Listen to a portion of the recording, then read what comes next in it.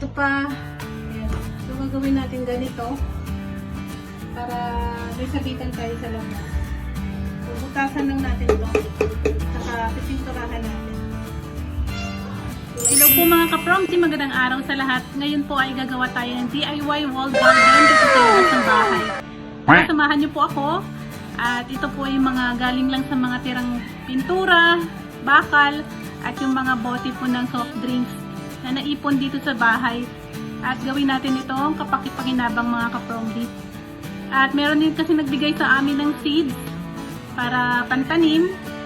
Kaya yun po yung ating itatanim mga ka-promty. Ito yung labas ng bahay namin mga ka-promty. Bakante itong pader. So gusto ko i-customize to at lalagyan ng wall garden. So DIY lang ito mga ka-promty. At huwag kayong mag-expect dyan mga ka-promty kasi ako lang gagawa. Lalagyan natin ito ng steel matting. Kasi ako lang gagawa. Tara, at lalagyan ko muna ito ng steel matting. Magpipintura tayo muna. Meron din akong mga available sa taas na mga pintura. Yung dati pang ginamit sa bahay. Yun na lang din yung gagamitin ko. Dahil nga magdi-DIY tayo mga ka-promty.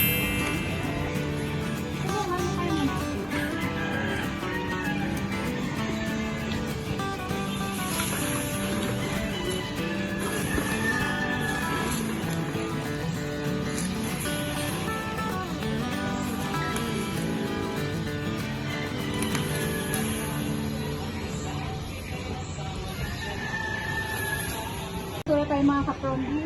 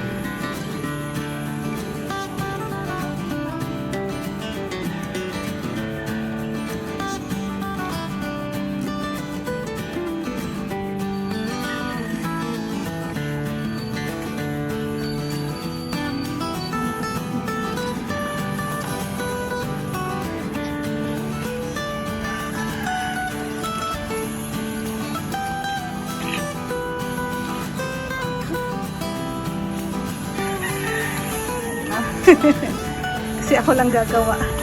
So, natapos ko na mga ka-promty. Ito na yun. Kulay pink na siya. Ihahang na lang natin. Nagdi-drill tayo. Ayan, nire-ready na natin yung drill. Yung bagay doon mga ka-promty na pangtusok. Ayan. Mas matigas kasi yung semento sa labas.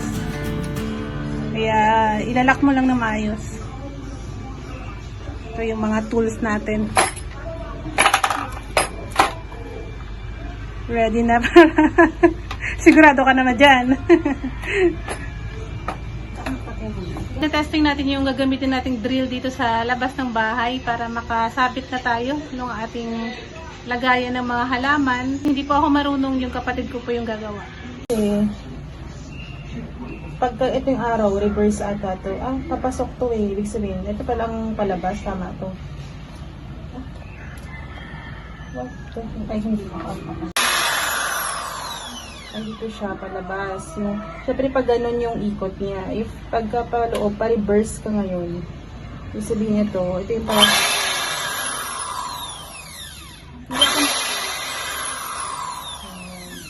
Ayan. So, kung...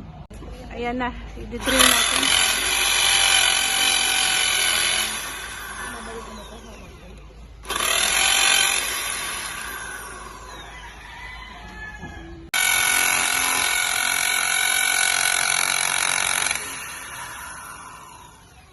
Yan mo nga kung ano na, baka lumalas.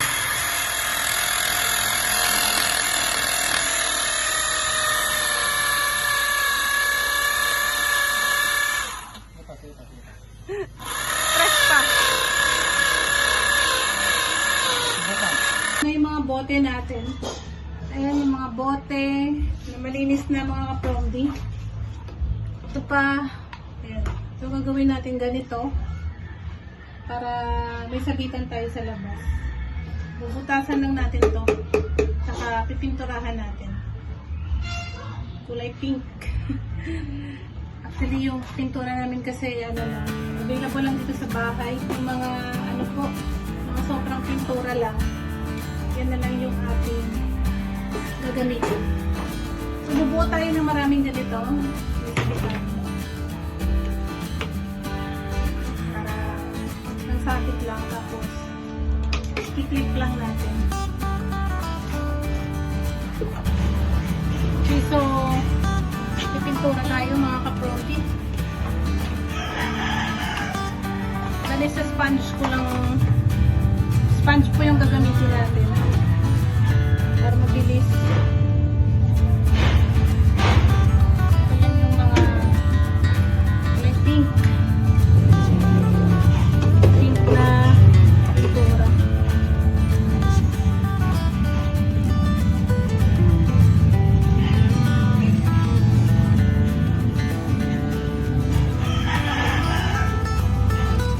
Mabilis ng paggalito mga kapong sa paintbrush.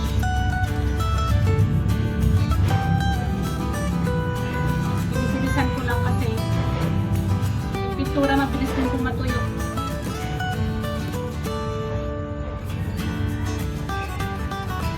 Girl na girl. Pink na pink mga kaproti. Yan. At bilis lang siya.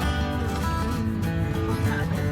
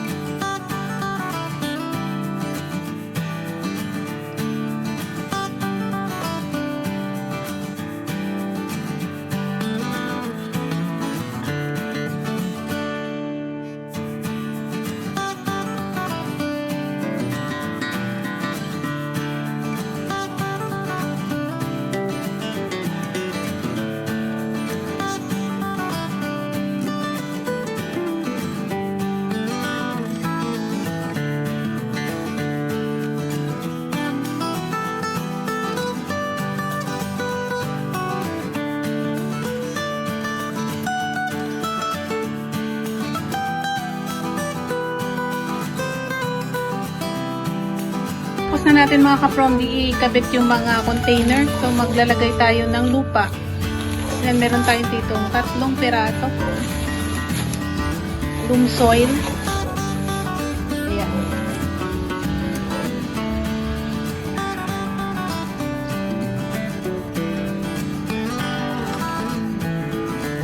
Hindi ko pa nilagyan ng lupa mga kapromdi. Ito na yun mga kapromdi oh. Ayan. Tapos na siya. Bali, tinali ko na lang ng nylon para matibay. Bali, wala pa pong lupa ito.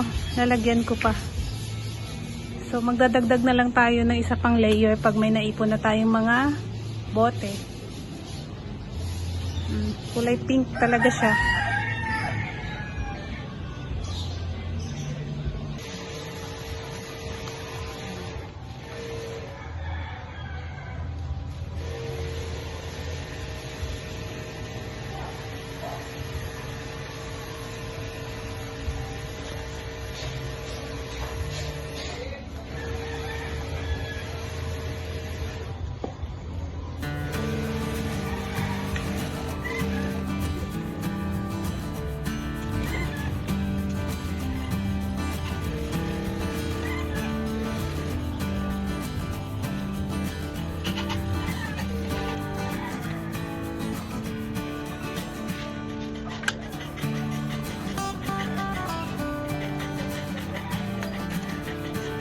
Ito yung mga itatanim natin mga kapromdi.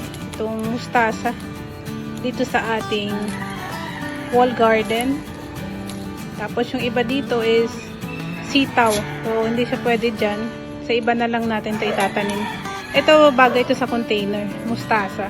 Tsaka tipid lang ito sa lupa.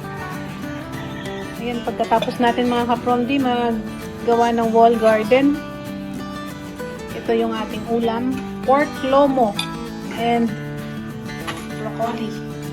Ito yung kapatid ko.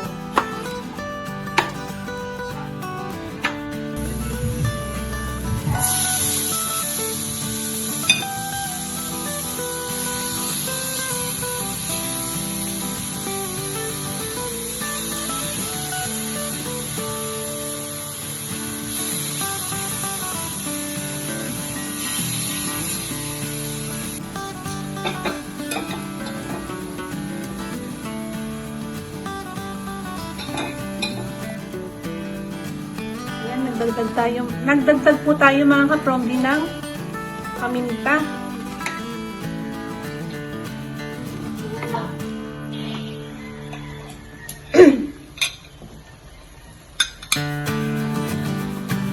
Lagay na natin yung broccoli mismo.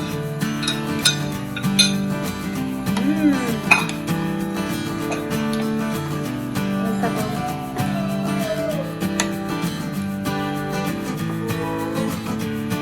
Mga kapromdi, tingnan natin kung luto na. Nagkatikim na ako dito.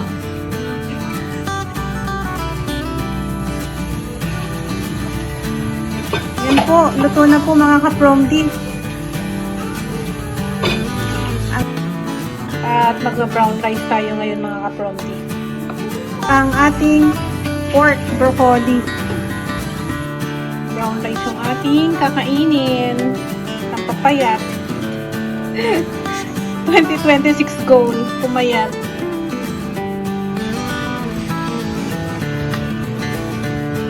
Kain tayo mga kapromdi.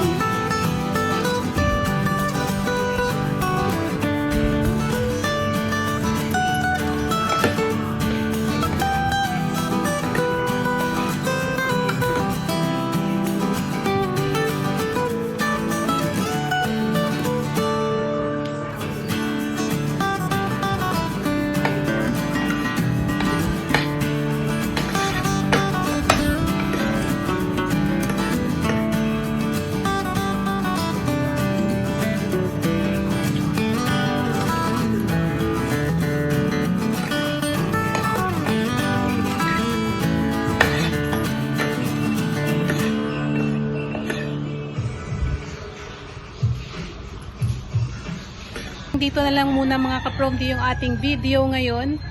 At update ko po kayo pag tumubo na po yung mga tanim natin dito. Kasi hindi pa ganun kalaki. Bawal pa siya or hindi pa siya kayang ilipat. Pag malaki-laki na, yung mga punla ko pong mustasa, yan, dito ko po siya ilalagay. Po mga kapromdi, maraming salamat sa panonood ng aking mga video. Hanggang dito na lang muna mga kapromdi. Thank you for watching. Bye-bye!